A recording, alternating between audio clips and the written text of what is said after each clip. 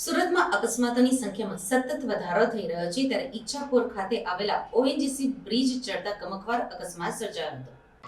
Ichchhapur ONGC bridge ચડતા સર્જાયેલા અકસ્માતમાં 20 વર્ષીય કામદારનું મોત નીપજ્યું હતું।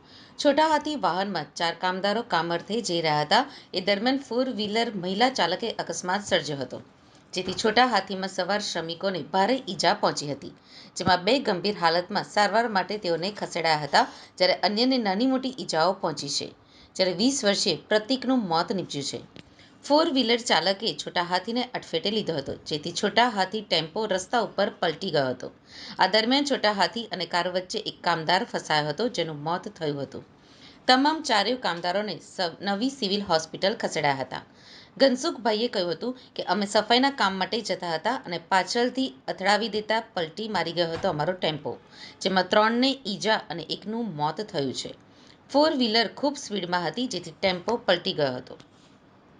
ગાડી કામ હાઈવે પર કરીએ છે, ચાલુ કામ હતું ને શોપે પછાડથી આવીને ઠોકી દીધી ગાડી, ફોર વ્હીલર ગાડી ચાલુ કામ ચાલુ રોડ પર હાઈવે સાફ સફાઈનું કામ। કઈ ગાડી? ફોર વ્હીલર કે કઈ ગાડી નહીં ખબર, ગાડીનું નામ નહીં ખબર। કેટલા લોકો હતા? 4 જણા મારી માટે, 3 મજૂર હતા। આજે મજૂરો છે કઈ જગ્યાએ જતા હતા કામ કરવા માટે, કેટલા લોકો? મજૂર તો ઘણા છે પણ મારી ગાડીમાં 3 જ હતા। એ પૂરા મજૂરો છે? એ આપણે હનુમંતભાઈ હનુમંતને સાહેબ સચિન।